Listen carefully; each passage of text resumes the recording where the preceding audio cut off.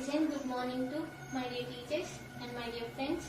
First of all, I would like to thankful for giving this opportunity to me, and it's my pleasure to introduce myself.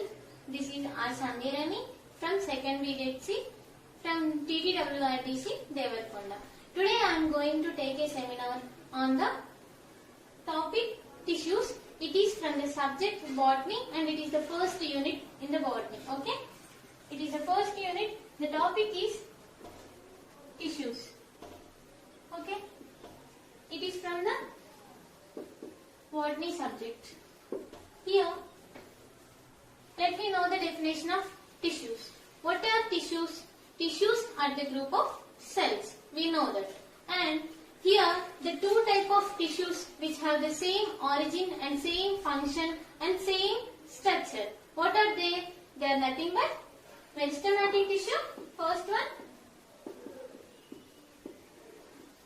meristematic tissue and permanent tissue. Let me know, what is meristematic tissue? Meristematic tissue is a tireless, fearless, ever-growing, active tissue. Okay?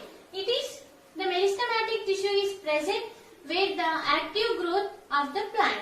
And meristematic tissue is also present in the vascular plants. And it is made up of bunches and small, easily packed cells. Okay? The cells keep dividing on and they form the new cell. Okay? It is a cell. The meristematic tissue cells are maybe oval or spherical. Okay? It is a cell. It have the cell wall and one nucleus. Okay? And also it have the major cell organelle which is present in the green plant. That is nothing but central vacuole. Okay. Central vacuole is the main function it performs is storing the water and it gives support. But the central vacuole, function is need neither to the meristematic tissue. So, in this meristematic tissue, the central vacuole is small or it neither to be absent. Okay? In meristematic tissue, what is the function of meristematic tissue? It regulates the growth of the plant. It may be in horizontal form or vertical form. Okay? Here in the meristematic tissue, there are again three types. What are they? First one is apical meristem. Okay? Let me know about apical meristem. Here, think, just imagine it is meristematic tissue. The apical meristematic tissue is present at the tip of shoot and root. Okay? It is also present at the tip of root. Okay? And the apical meristem is regulate the growth in only unilateral form. What is unilateral form? It is nothing but the growth in one direction. Only one direction. Okay? The apical meristem also make the plant tissue and the plant shoot into up or down. The shoot may be up or down. It is based on the activity of apical meristem. Okay? The apical meristem is undifferentiated. Okay? The cells of apical meristem are going under divided and into, they are specialized for the specific function which they are supposed to do. Okay? Here the dividing, when they are dividing, some of the cells, something cells are differentiated into primary cells and primary tissues are distinguished into secondary tissues. Okay? Here, now the differentiated word, I told you no, the differentiated word, we have we hear the word differentiated. It's not now, it is also in higher places we listen. But here it is very important to know in right manner. Okay? It is not a rocket science, but it is very important to get it right. Okay? Here, what is the differentiated? Just the meaning is the cell is going into divide and it is specialized and it performs a specific function. For example, we take our body. Our body has nerve cells and muscle cells. The nerve cells and muscle cells are totally different, no? Why is that? And when does it happen? It means it a fact. Every of us, each of us, we start half an hour of our life with a single cell. Okay? When after the single cell, the embryo is formed and the cell division takes place. The time passes. What will happen? It is specialized the specific function. Okay? We specialize that to specific function. As well as what will happen? The nerve cells have developed themselves to transmit the information through the signals throughout the body. And muscle cells, what happened? Muscle cells developed themselves to movement will be takes place. Okay? As usual, in one line. In one line, what is differentiation? Differentiation is nothing but the process of uptake to permanent shape and structure and also function. It is the known as differentiation. Okay? Here, vertical meristem is we discussed. It's over. And next we go for lateral meristem. What is lateral meristem? Lateral meristem is nothing but secondary growth. Any cases? Yes. Generally the growth in horizontal form. Where we found the horizontal form of growth? At the trunk of plants. At the trunk of plants, it increases, the secondary growth increases the width and width of the plant. Okay? That is the lateral meristem. That performs due to the lateral meristem. Okay? In these, the only another one type in the tissues. Okay? The another type which is present at the nodes and bases of the leaves is nothing but, what is that? That is nothing but intercalary meristem. Okay? Let me know. What is intercalary meristem? Intercalary meristem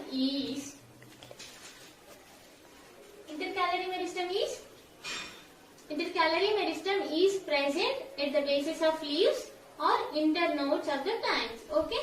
For example, the intercalary meristems are present at the bamboo nodes. For example, it is a bamboo tree.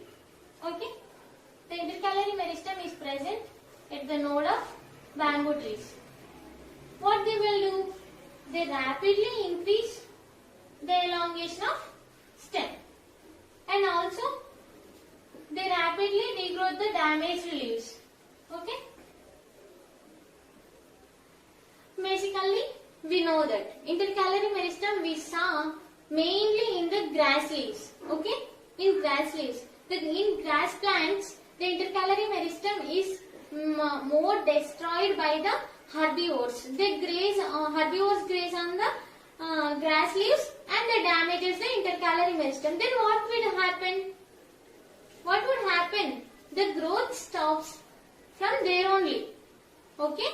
As we are a familiar, responsible citizen, what we have to do? We run the land more from the grass. We run the land more from the grass. What would happen? The intercalary meristem will be not damages and it grows rapidly again and again. Okay? It is about the intercalary meristem. This is about all meristematic tissue. Let me know about permanent tissue. Permanent tissue. The name only goes permanent. It means it does not changes its structure. Okay? The meristematic tissues keep on dividing to form the permanent tissue. In the permanent tissue, the 95% of the space is occupied by central vacuole. Okay. The growth of the central vacuole is depend on the shape and structure of the cell. Okay. In this, the permanent tissue have again the two type of tissues. What are they? The first one is simple permanent tissue, and the second one is, what is that? Complex permanent tissue. Let me know about simple permanent tissues. There again three types are present in the simple permanent tissue. What are they? Parenchymatous tissues and cholenchymatous tissues and sclerenchymatous tissues. Let me know the first one, parenchymatous tissue. Okay? Parenchymatous tissues. Here, the parenchymatous tissues are made up of parenchyma cells. Yes, these are most abundant. These are present in the major parts of the higher plants. Okay? The parenchymatous tissues are, firstly, they are in spherical in shape. Then they are tightly and they are easily packed side by side. They are nicely packed side by side. Okay? And they become flattened. Then what happens? They become flattened and the large space is occupied by central vacuole. Okay? The central vacuole is also secretes some type of secretions like starch and oils, etc. Okay? Let me know about the cholenchyma.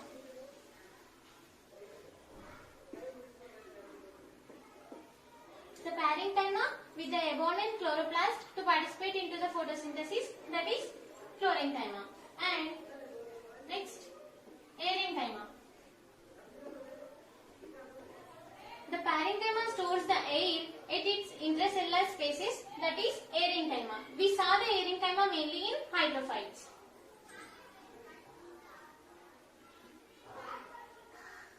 Due to presence of arenchyma, the hydrophytes are freely float on the water. Okay. Next, the emmiest thing of the parenchyma is it is present in the edible portions of the fruits. Okay. Next, we go for cholenchyma.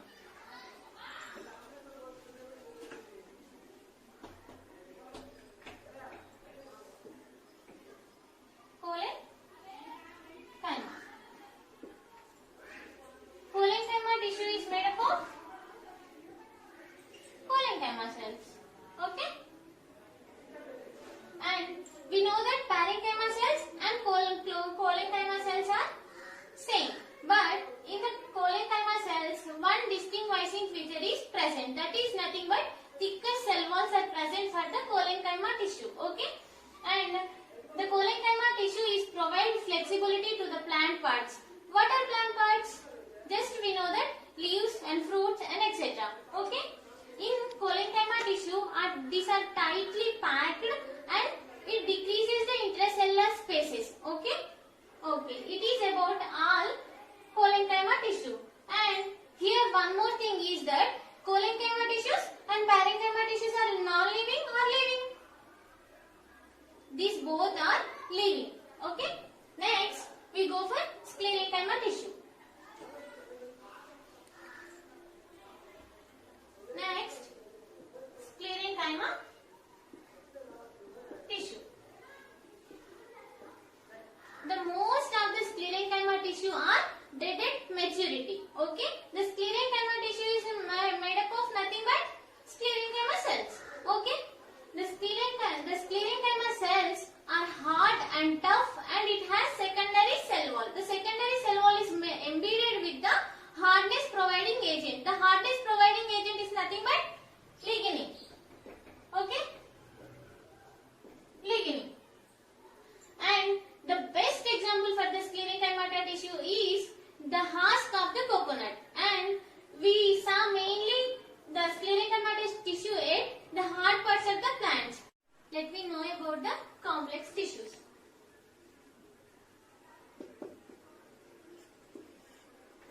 we are more complicated about the complex tissues, but these are the combination of two or more than simple tissues. Okay, and the complex tissues gives nice sounds. There are two type of complex tissues. They are the xylem and phloem. The xylem is the combination of four cells. What are they? Xylem parenchyma and vessels and tracheids and fibers. The xylem is a thick wall, long pipe-like structure. Okay? Here. See this. And it transports the water in only one way. Okay? The xylem transports the water in only one way, and the xylem transports the water through the only tracheids and vessels. Okay? These both are called as tracheic elements. Okay? Why it transports through only vessels and tracheids? It has more perforations. The vessel has more perforation and more diameter, and it is long tube-like structure. And these both are dead at maturity. These both are perform same function. Why it means these are both are opposite. The vessels are present in only angiosperms, but the tracheids are present in all the plants. The vessels have long diameter, long pipe, and the tracheids have short diameter. Okay? And next we go for xylem parenchyma. Xylem parenchyma is helpful for the storage of the food, and it also pumps the water into sideways when the plant is need the water. And last one is fiber. The fiber gives the support. We know that. And the xylem is the actual word is xylem. It means wood. Okay? The xylem is derived from Greek word. Here, the xylem is the plumbing system of the plant. Let me know about the phloem. It is the another pathway of the plant. The phloem, we know that the phloem transmits the food, and the phloem is also one part of the plumbing system of plant. And the phloem has big smash of four type of cells. What are they? They are nothing but phloem parenchyma and phloem fibrils and sieve tubes, and also the last one is companion cells. Here the main transport is through the sieve tubes because it has more perforations, so the transport of phloem is through sieve tubes. And here the sieve tubes and companion cells are buddies because at the maturity the sieve tubes have a lack of nucleus with the less organelles.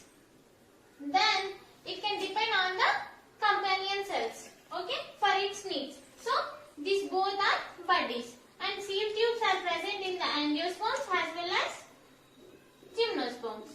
And the phloem parenchyma, as usual, the xylem parenchyma, it stores the food, and the phloem fibril, it is also, as usual, the xylem fibril, it gives the support. And the phloem parenchyma, it transports the food in both directions, upward and downward. But the xylem transport only in upward direction and sideways direction. Okay?